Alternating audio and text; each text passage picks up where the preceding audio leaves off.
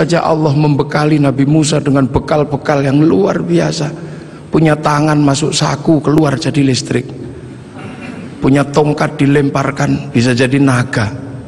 Punya tongkat dipukulkan ke laut menjadi jalan tol. Makanya kalau Pak Jokowi menemukan tongkat itu, kayaknya tidak terlalu sulit untuk membangun jalan tol di Indonesia. Tapi disinilah ada satu-satunya tempat puluhan bangsa bisa dipikul oleh satu negara, Kesatuan Republik Indonesia. Makanya harus disatukan. Tidak ada lagi raja hamba, yang adalah ra'iyah. Kalau sudah ra'iyah, tidak boleh lagi menyebut kafir. Kenapa? Karena kafir adalah orang yang menentang Allah dan memusuhi kaum muslimin. Kalau sudah hidup bersama namanya dhimmi. Kalau sudah saling bertanggung jawab namanya ra'iyah. Maka ketika para ulama sudah menyebut kita dengan sebutan rakyat, jangan lagi kau turunkan derajat ra'iyah menjadi derajat kafir. Maka tidak ada lagi kata kafir di Indonesia, karena sudah ra'iyah atau rakyat. Orang kalau ngerti proses kodifikasi Quran pasti tahu, ketika masuk ke semua negara pasti berbeda. Al-Fatihah menjadi Al-Fatihah, dan ini yang dialami oleh Bapak Presiden Republik Indonesia. Iya, makanya Al-Fatihah.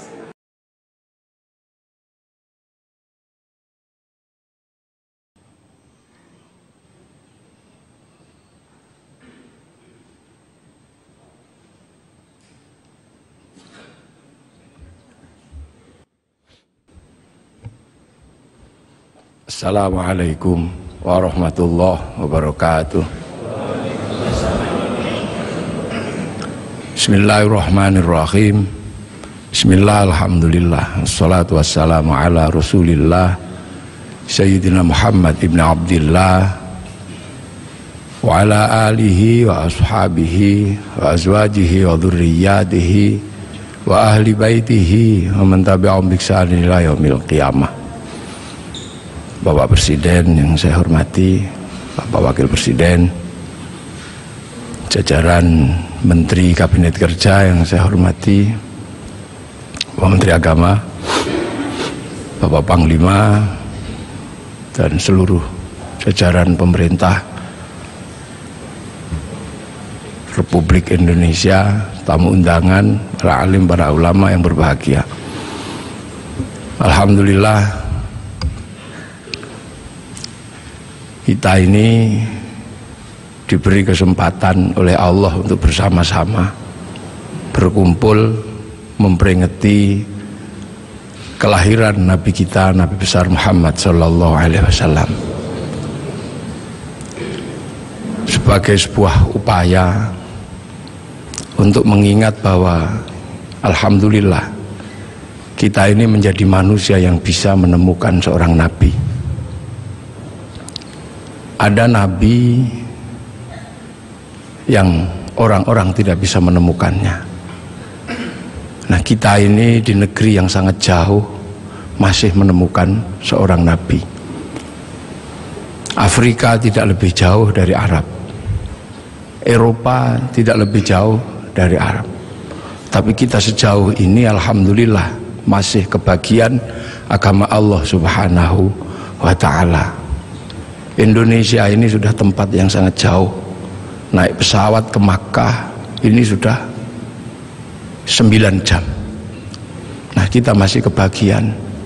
Maka kita bersyukur kita masih kebagian, walaupun bagiannya ada yang tidak terlalu banyak. Al-Quran 30 juz, sampai di sini ada yang cuman kebagian Yasin. Alhamdulillah. Ada yang cuman kebagian kulhu, alhamdulillah. Ada yang cuman kebagian Bismillahirrahmanirrahim, alhamdulillah. Kita syukuri. Sholat demikian banyak diajarkan Rasulullah, alhamdulillah kita masih kebagian. Walaupun ada yang cuman kebagian setahun sekali hari raya, walaupun ada yang cuman kebagian seminggu sekali Jumatan, bahkan ada yang senengnya baru maghrib tok, alhamdulillah. Hadis demikian banyak, alhamdulillah kita masih kebagian. Walaupun hanya ada yang kebagian satu, dan yang satu Yang satu kebagian kullu bid'atin dholalah wa kullu dholalatin finnar. Yang satu kebagian innamal a'malu bin niat. Alhamdulillah, doa yang sebegitu banyak, alhamdulillah kita masih kebagian. Walaupun hanya 2, ada yang kebagian doa makan sama doa ke kamar mandi. Ini alhamdulillah. Ini tidak lain dan tidak bukan karena Rasulullah oleh Allah ditakdirkan untuk menjadi nabi yang paling terakhir. Dan nabi yang paling terakhir ini adalah nabi yang punya jangkauan ketika manusia sudah tersebar di seluruh alam. Nabi Adam menjadi nabi mengurus satu keluarga.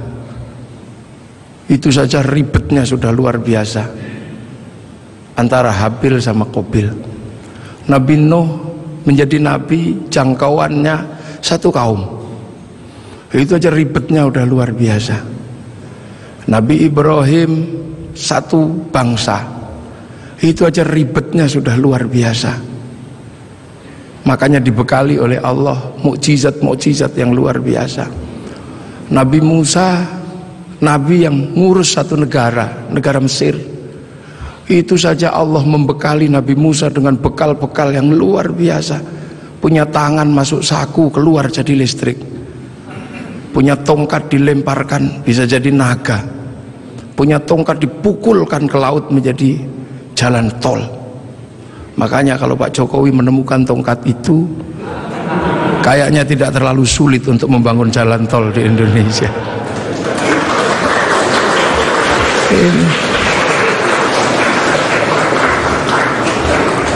Nabi-nabi Allah diutus. Ada Nabi Daud diutus mengurusi satu negara, tapi punya kemampuan yang luar biasa. Tangan masuk tanah, keluar menjadi logam, bisa dijadikan pedang, bisa juga dijadikan baju. Nabi Sulaiman jangkauannya satu negara, kelebihannya luar biasa.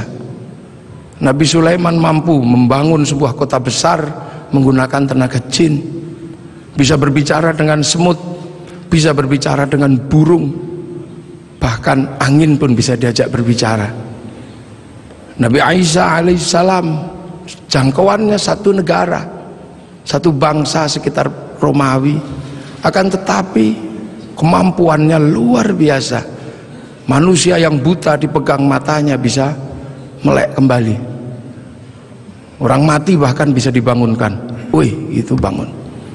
Nah, Nabi Muhammad adalah nabi akhir zaman yang jangkauannya bukan lagi jangkauan jangkauan negara, bukan lagi jangkauan satu bangsa, tapi Nabi Muhammad punya jangkauan menjadi nabi untuk menjadi rahmatan lil alamin. Ini perbedaan nabi-nabi dengan Nabi Muhammad. Nabi Muhammad menjadi nabi ketika manusia sudah menjadi bangsa-bangsa, menjadi suku-suku, dan itu harus dijangkau semuanya. Makanya dari situlah Nabi Muhammad dilahirkan di kota Makkah. Kenapa tidak lahir di Bogor? Kenapa juga tidak lahir di Cina, tapi lahir di Makkah? Karena Makkah adalah guidance, Makkah adalah awal di mana manusia mengenal Allah Subhanahu wa Ta'ala. Karena di Makkah ada monumen paling tua di muka bumi yang Allah sebut sebagai inna awwala baiti wudi'a lin-nasi lalladzi bi Bakkah mubarakah wa hudal lil alamin. Di situ dibangun bangunan tua, bangunan tertua. Bahkan ada yang mengkaji itu sesungguhnya adalah petilasan pertama ketika Nabi Adam turun ke muka bumi, memberikan tanda di situ agar manusia punya guidance kalau harus kembali kepada Allah. Dan di Makkah pula terjadinya pertukaran antara laki-laki dan perempuan dalam wilayah yang paling tersembunyi antara Nabi Adam dan Siti Hawa. Pertemuan itu diabadikan oleh Allah dengan sebuah tugu yang sangat dikenal dengan nama Jabal Rahmah.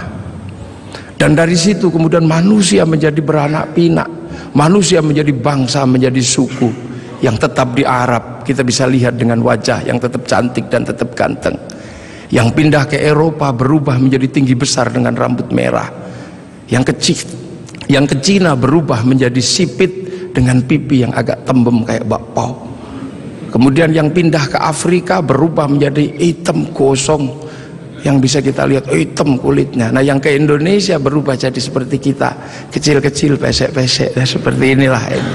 Nah ini semua akan dijangkau dalam konsep rahmatan lil alamin.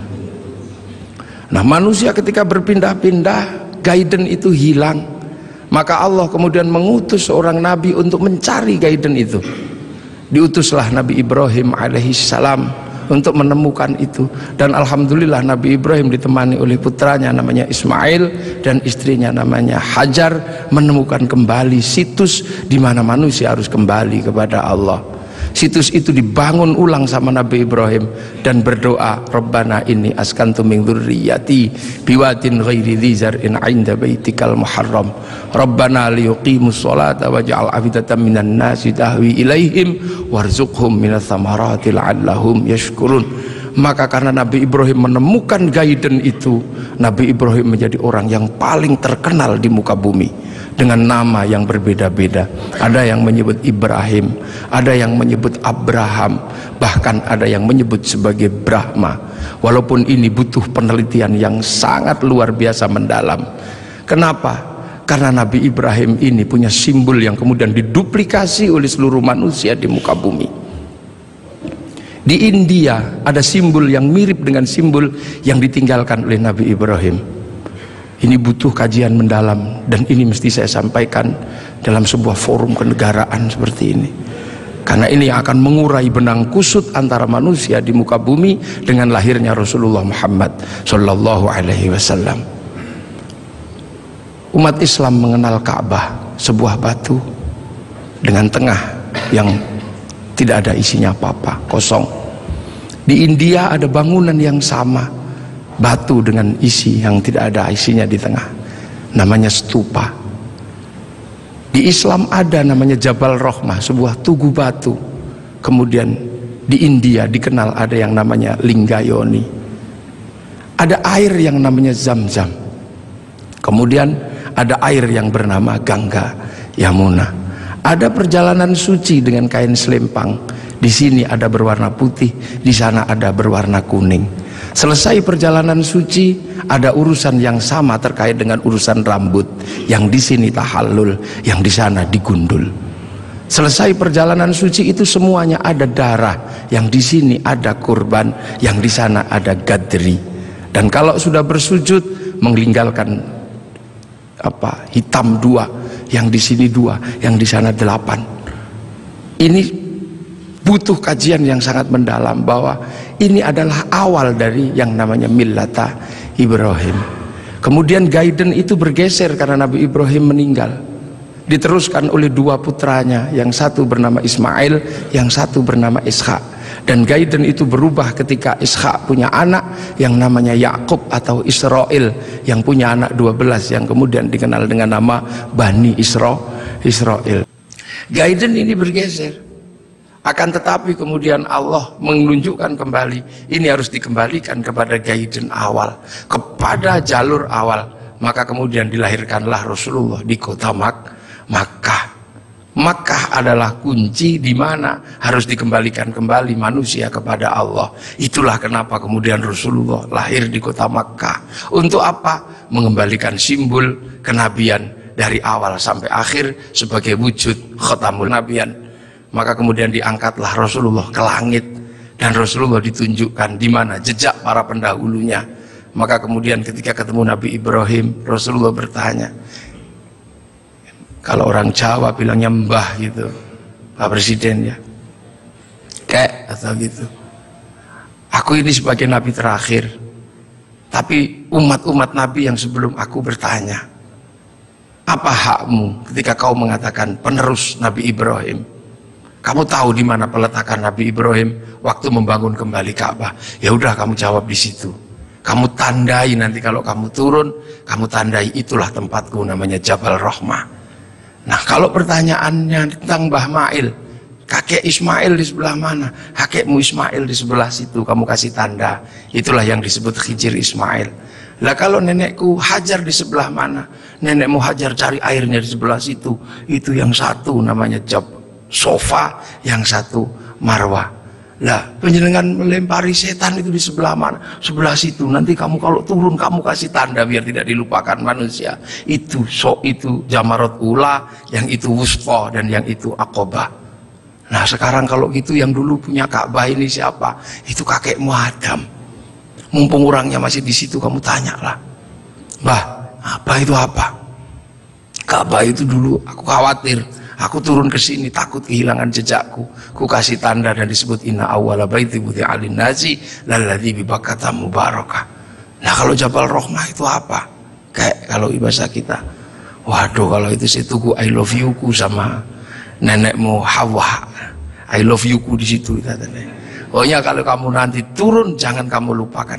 Kembalikan seluruh jejak kenabian. Maka semenjak itu kemudian umat Islam bersama Rasulullah diperintahkan untuk beribadah. Rasul adalah khatamul anbiya wal mursalin, dan jejak kenabian yang mengarahkan kepada Allah ada di Makkah dengan situs tertuanya adalah Ka'bah.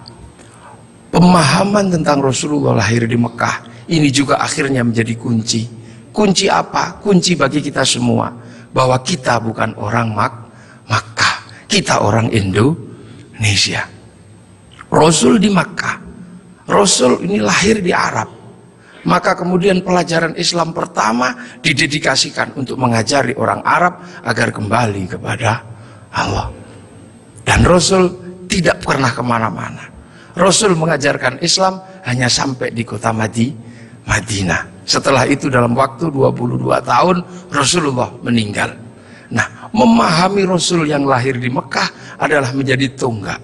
Lantas bagaimana bisa Rasul yang ada di Makkah bisa sampai ke Indonesia ajarannya, dan 90% penduduk Indonesia mengikuti Rasulullah Muhammad Sallallahu Alaihi Wasallam. Ini pasti bukan sesuatu yang mudah.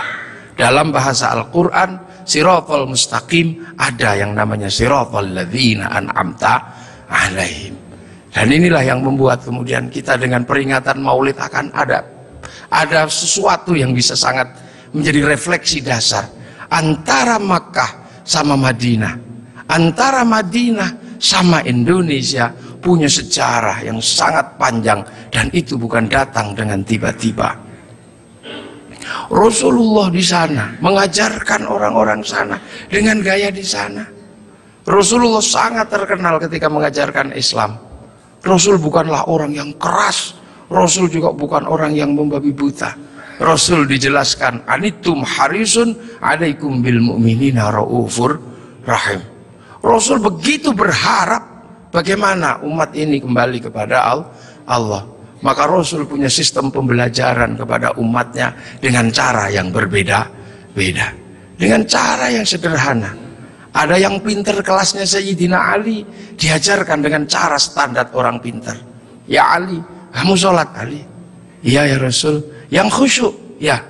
Nanti kalau kamu khusyuk, kamu akan saya kasih serbanku yang hijau atau yang merah, terserah kamu pilih yang mana.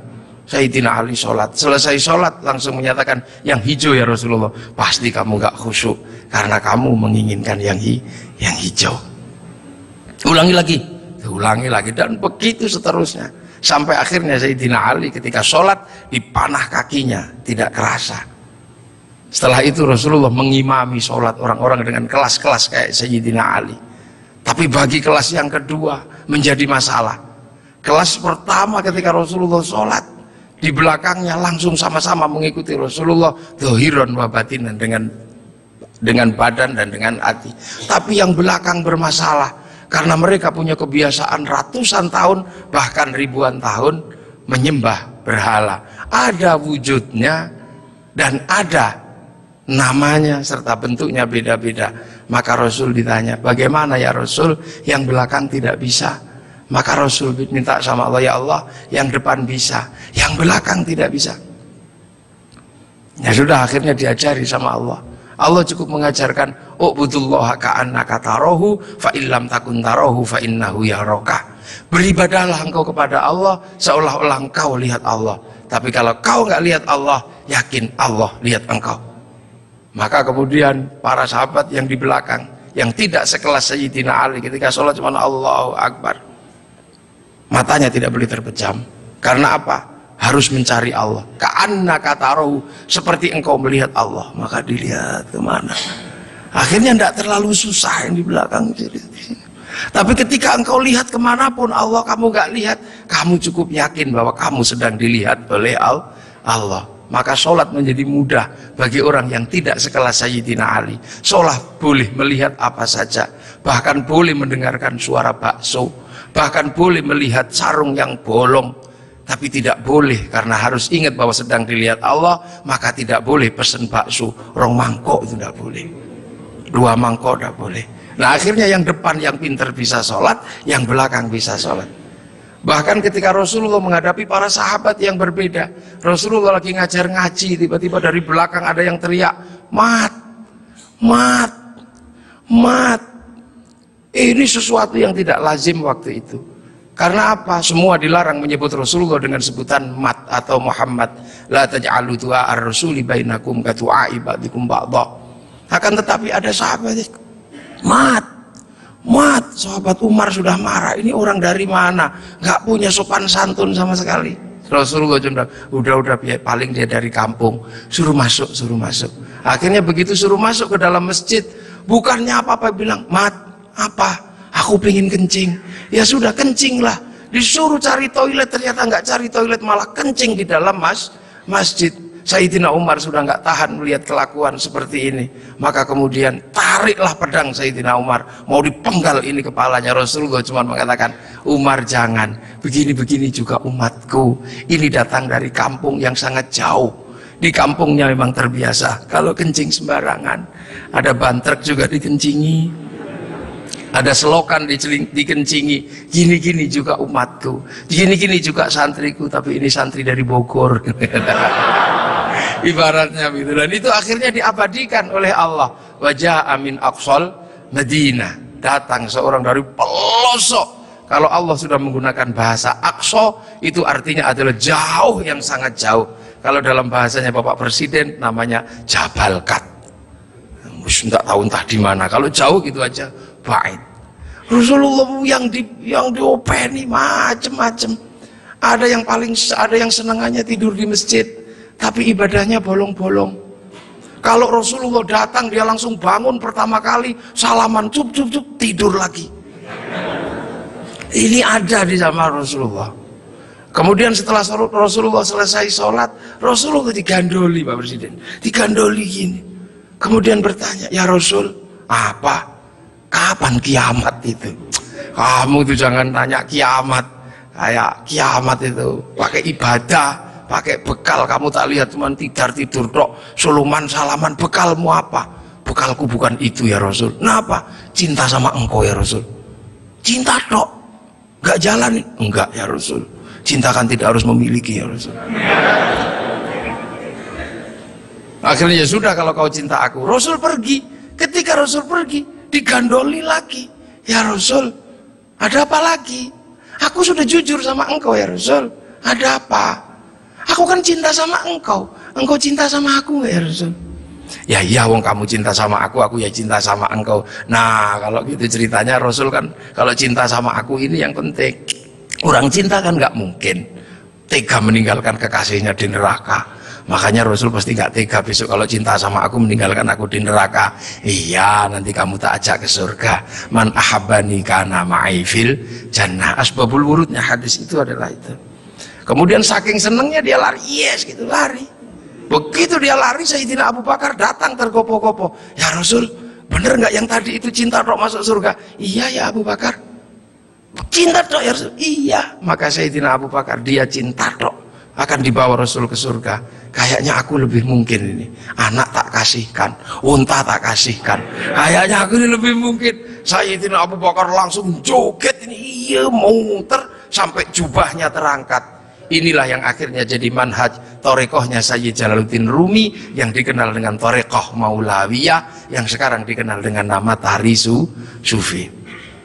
Bahkan Rasulullah pernah satu ketika Makkah geger gara-gara ada apa? Ada orang tawaf dari kampung, saking bodohnya dia tawaf cuma dengan satu kalimat, ya Karim, ya Karim, ya Karim, ya Karim, ya Karim, ya Karim. Sahabat bingung, ya Rasul, kayaknya ada aliran sesat ya Rasul. Sesat bagaimana? Ini ada orang dari pagi tawaf cuman ya Karim ya Karim. Maka Rasulullah mengikuti, ini bener gak? Ada beneran. Diikuti Rasulullah dari belakang, ada ya Karim ya Karim. Lama-lama Rasul mengikuti orang ini, ya Karim ya Karim ya Karim. Kenapa? Rasul gak tahan, ngikuti juga, ya Karim ya Karim. Orang ini marah, dan siapa di belakangku yang berani menirukan aku? Awas tak banting orang ini nanti. Aku pukul. Ternyata apa, orang ini gak tahan, akhirnya balik ke belakang. Rasul dipegang, dipiting begini. Kamu ya yang menirukan aku, ya Karim ya Karim ya. Awas kamu, tak adukan sama nabiku, tak adukan sama kekasihku kamu. Rasul merasa Nabi bertanya, Mas atau Bang, terus nabimu siapa? Nabiku Muhammad. Muhammad siapa? Muhammad ibni Abdillah. Kamu pernah ketemu? Belum. Nanti kamu tak banting di sana. Begitu dia bilang, dia menyatakan bahwa dia adalah apa? Umat Rasulullah. Rasulullah semadek, ya Allah, tak kira umat siapa. Ternyata ini umatku juga. Rasul sedih dan terharu. Rasul menangis. Sedih Rasul, ya Allah, ada umat yang begitu cinta tapi nggak pernah ketemu sama aku. Maka begitu lihat Rasul menangis, orang ini semakin bersemangat. Nah, gitu aja nangis. Tadi nirukan ya Karim ya Karim. Akhirnya apa? Ya Allah, Rasul menangis, aras berguncang. Kemudian malaikat Jibril turun, ya Muhammad, kenapa engkau menang? Dibanting orang ini kamu. Enggak ya Jibril, jangan salah paham. Orang ini tadi tawaf ya Karim menggemparkan masyarakatku. Aku ikuti, ternyata benar ada, dan aku nggak kuat, aku tirukan. Dia marah, dan inilah kejadiannya. Aku dibanting sama dia, dan aku mau dibilang sama nabinya, sama kekasihnya. Lah aku tanya, nabimu siapa? Muhammad. Muhammad kan aku sendiri, Bril. Berarti ini umatku. Aku terharu, sakit, Bril. Sakitnya tuh di sini. Ibaratnya orang ini. Ya sudah, kamu ngaku saja. Kalau engkau Rasul Muhammad. Akhirnya, Mas, udah pernah ketemu Rasul? Belum. Nanti kamu tak banting di sana. Mas, Muhammad itu aku, Rasul itu aku. Hah? Engkau Muhammad Rasul? Nangis orang ini. Nabi dipeluk-peluk sambil menangis. Ya Rasul, aku belum pernah ketemu sama engkau ya Rasul, tapi aku iman sama engkau, dan di kampungku yang paling pintar cuman aku ya Rasul. Kita makan doanya ya Karim, kita apa doanya ya Karim ya Rasul. Tolong ya Rasul, karena ini kami bodoh dari kampung, kami nggak ngerti apa-apa.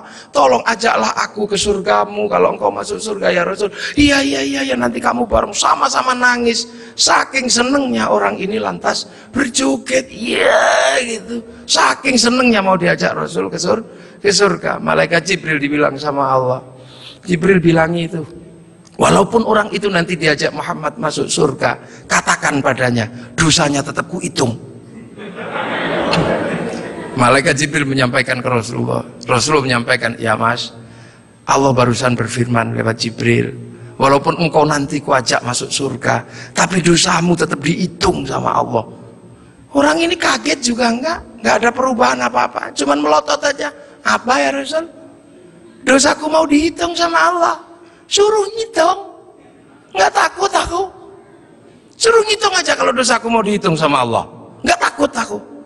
Tapi hati-hati, kalau dosaku sampai dihitung sama Allah, Allah tak ajak hitung-hitungan sama aku. Loh, kok Allah kamu ajak hitung-hitungan bagaimana? Akan kuhitung seberapa besar dosaku, akan kuhitung dengan seberapa besar pengampunan Allah.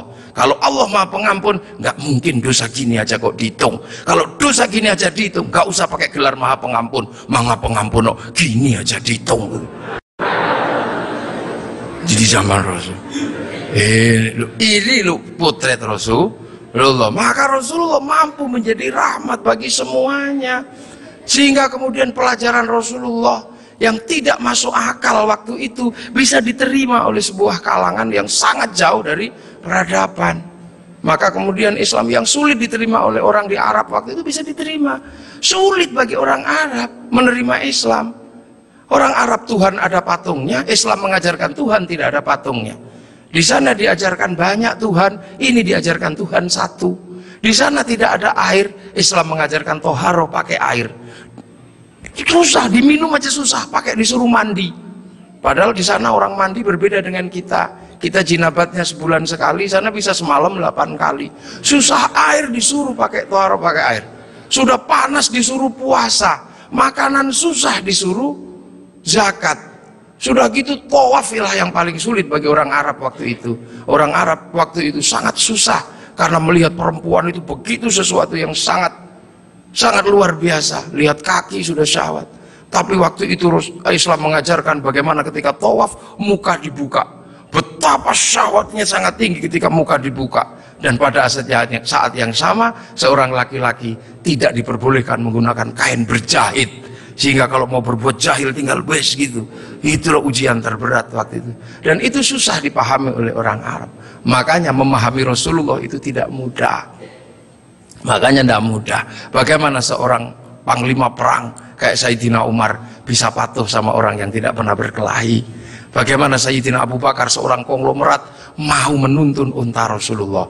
Bagaimana seorang gadis 10 tahun bergembira ria dinikah sama orang 50 tahun. Ceritanya bisa kita tahu, tapi suasana psikologisnya tidak pernah bisa kita tangkap. Nah inilah maka Islam berkembang. Kemudian Islam bergeser, orang-orang tahu oh ini bagus, geser. Kemana? Geser ke Persia. Pertama dari Madinah geser ke Persia. Di Persia penyembah api, karena orang Persia nyembah api, kemudian ikut Islam. Raja Rustum bisanan sama Sayyidina Ali, lahir Sayyid Ali Zainal Abidin, masuk Islam. Karena orang Majusi sebelumnya menyembah api dan masuk Islam.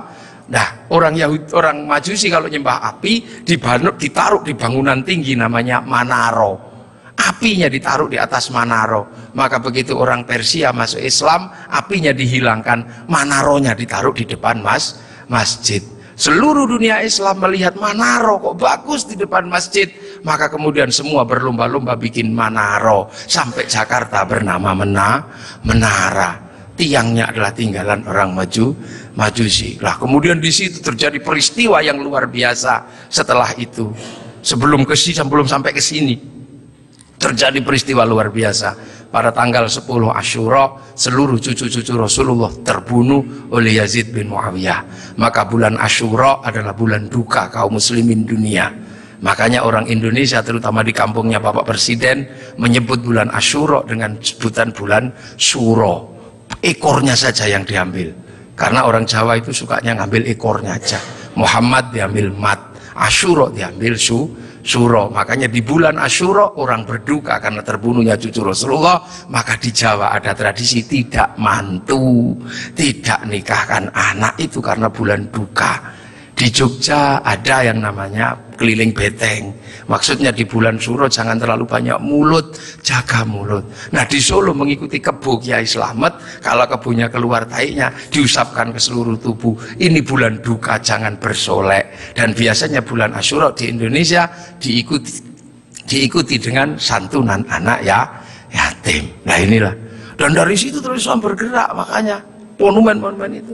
Lahir Sayyid Ali Zainal Abidin. Lah Sayyid Ali Zainal Abidin kemudian bergeser, punya anak Sayyid Muhammad Baqir, menjauh punya anak Sayyid Ja'far Shadiq, menjauh diteruskan sama Sayyid Ali Uraidi, menjauh diteruskan sama namanya Sayyid Muhammad, diteruskan Sayyid Ubaidillah, teruskan Sayyid Ihsan Naqib, diteruskan sama Sayyid Ahmad Al-Muhajir, teruskan Sayyid Alwi, teruskan Sayyid Muhammad, teruskan Sayyid Alwi, diteruskan namanya Sayyid Ali Khalid Qasam, teruskan putranya namanya Sayyid Ahmad Sohib Mirbat, teruskan namanya Sayyid Alawi Amil Faqih, punya anak Sayyid Abdul Malik sampai Mongolia, punya anak Sayyid Ahmad Jalaluddin sampai Campa, punya anak Sayyid Muhammad sampai Pase, dan punya anak Sayyid Jamaluddin Al-Husaini Al-Kabir sampai tanah Nusantara di pedalaman, yang kemudian karena turunnya di Jawa, Sayyid Jamaluddin Al-Husaini Al-Kabir, orang Jawa punya Hono Coroko, maka kemudian di Jawa dikenal dengan nama Syekh Jumadil Kubro.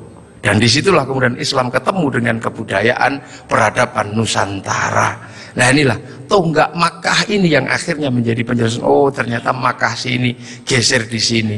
Dan kemudian kita diingatkan bahwa Syekh Jumadil Kubro punya anak namanya Said Ibrahim, pindah Palang Tuban sana, punya anak namanya Raden Rohmat Sunan Ampel. Nah ini yang kemudian bangun peradaban baru di Nusantara. Syekh Jumatil Kubro punya murid namanya Samsuddin, pindah Jawa Barat, dikenal dengan nama Syekh Kuro. Punya murid namanya Datuk Kahfi, pindah Cirebon. Punya murid namanya Syarif Hidayatullah, Sunan Gunung Jati. Nah inilah baru kita kemudian menemukan titik sini. Nah pertanyaan-pertanyaan besarnya inilah yang akhirnya kemudian menjadi penjelasan. Lantas bagaimana kita mengikuti Rasulullah di tempat yang jauh ini? Rasulullah memberikan garis namanya ahli sunnah wal jamaah. Bahwa Rasulullah yang diajar pertama wal jamaahnya bernama sahabat. Wal jamaahnya sahabat generasi kedua namanya tabi'in. Tabi'in punya generasi berikutnya namanya tabi'ut tabi'in. Dan kita ini adalah generasinya para ulama. Yang cara pembelajarannya sangat berbeda. Di Arab sana Rasulullah mengajarkan bagaimana makan dengan 3 jari. Masih bisa dijalankan sampai hari ini karena di sana masih kurma sama roti. Begitu sampai di Nusantara sudah tidak kurma dan tidak roti, tapi sudah soto. Maka makan dengan 3 jari sudah bukan sesuatu yang mudah. Di sana kurban pakai unta. Di sini tidak lahir unta, tapi lahir kerbau sama sapi. Karena terlahir kerbau sama sapi, maka jangan memaksakan diri kurban pakai unta. Nanti ditangkap oleh polisi karena nyuri untanya Kebun Raya Bogor. Ini di sana masih bisa pakai jenggot dengan utuh, tapi di sini rasnya adalah ras Mongol sudah tidak punya jenggot. Inilah maka ulama-ulama awal yang datang ke sini tidak pernah ribut masalah simbol-simbol yang tidak bisa dilakukan oleh orang Indonesia. Nah sekarang ini tugas pemerintah karena banyak orang yang kemudian lupa kedudukan itu, kemudian memaksakan menjadi orang dipaksa langsung ikut seperti Rasulullah. Nah ini yang harus kita pahami, bahwa kita ini berkedudukan sangat jauh. Quran saja berbeda-beda ketika mengajarkan. Di awal Rasulullah Quran tidak ditulis. Kenapa? Karena sahabat apal Quran. Orang apal tidak perlu menulis. Saya apal wajah istri saya, nggak pernah bawa fotonya kemana-mana karena saya apal. Makanya ibu-ibu yang fotonya dibawa kemana-mana jangan seneng dulu. Jangan-jangan karena belum apal. Lalu kemudian setelah Rasulullah meninggal, sahabat nulis Quran. Nulis Quran sahabat. Untuk apa? Untuk tabi'in yang tidak ketemu Rasulullah. Tiba-tiba generasi sahabat meninggal, tabi'in mengajar bawahnya. Qurannya sahabat terlalu pinter, cuman lungki-lungki kayak cacing gitu aja. Maka kemudian dikasih titik oleh Abul Aswad Ad-Du'ali. Disebar lagi, generasi pertamanya hilang, titik-titik nggak cukup, maka dikasih fathah, kasroh, dhamma atau syakal. Yang ngasih syakal Syekh Khalil bin Ahmad Al-Farahidi. Disebar lagi, yang baca Quran karena Islam rahmatan lil alamin bukan lagi orang Arab semata. Orang Andalusia baca Quran wadduha, keliru menjadi wadduhe. Ini. Nah orang Turki mustaqim, mustaqin. Masuk ke Indonesia dibaca oleh orang Padang lakanud, keluarnya lakanui. Karena orang Padang kalau bilang Muhammad Mahamme. Orang Sunda ketika baca alladzina sebagian besar keluarnya alladzina. Begitu masuk ke Jawa ketemu dengan huruf hono coroko. Alhamdu karena punyanya ko gak punya huruf ha, maka alhamdu menjadi alkamdu, al-fatihah menjadi al-fatihah. Ini itu.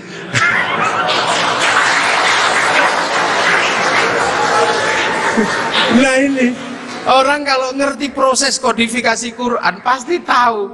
Ketika masuk ke semua negara pasti berbeda. Al-Fatihah menjadi Al-Fatihah. Dan ini yang dialami oleh Bapak Presiden Republik Indonesia. Iya, makanya Al-Fatihah. Itu. Ya Hayyu Ya Qayyum menjadi Ya Kayuku Ya Qayyum. Rabbil Alamin kayaknya punya huruf ain, nggak punyanya ngo, keluarnya Rabbil Alamin. Nggak punya dot, punyanya lo, maka Ramadan keluarnya Romlan. Begitu dibaca orang Bali sangat susah karena orang Bali nggak bisa bilang tok, bilangnya tok. Maka sirotol menjadi sirotol ladzina an'amta alaihim. Islam berkembang ke semua negara dan berbeda. Ketika dibaca oleh orang Bugis alaihim, keluarnya alaihing. Karena orang Bugis kalau bilang n jadi eng, kalau bilang eng jadi n. Makanya ada dulu mantan Kabulok bernama Beduamang, itu berasal dari Abdurrahman. Nah itulah makanya kemudian Islam bergerak. Nah lantas apa? Lantas terciptalah sebuah ilmu untuk bagaimana orang di seluruh dunia Islam mampu membaca Al-Quran. Dibikinkanlah sebuah ilmu yang dikasih judul At-Tajwid fi Qiraatil Quran, yang nulis Abu Ubay Qasim bin Salam. Orang akan tahu. Nah ini generasinya para ulama. Dan yang paling besar, yang mungkin Bapak Presiden sudah pernah saya sampaikan, tapi ingin saya sampaikan lagi biar kita tidak lupa. Ada perubahan besar ketika masuk ke tanah Nusantara, di mana waktu itu tanah Nusantara sangat susah dimasuki Islam. Kenapa? Ini bangsa sudah sangat beradab. Bangsa ini bukan bangsa kecil. Tahun 1222 ke atas sebelum tahun 1300 sudah mampu menaklukkan Mongolia, sebuah kekuatan internasional yang menaklukkan Eropa, menaklukkan Arab, mampu ditaklukkan oleh kekuatan Nusantara yang namanya Singasari. Makanya hal itu bisa kita lihat betapa kita bangsa punya tinggalan-tinggalan yang luar biasa.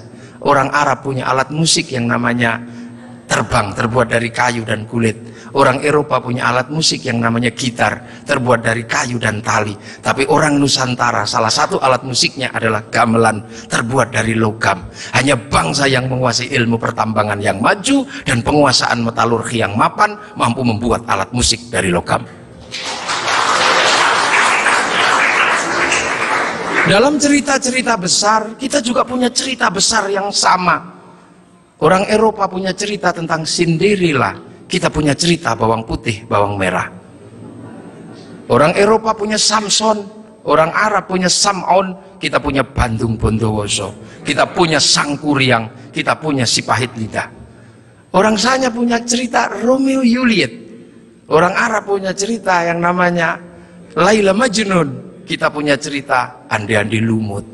Kita punya cerita, banyak sekali cerita cinta di Indonesia. Sana punya cerita namanya Kura-Kura Ninja. Kita punya cerita Kancil Nyuriti.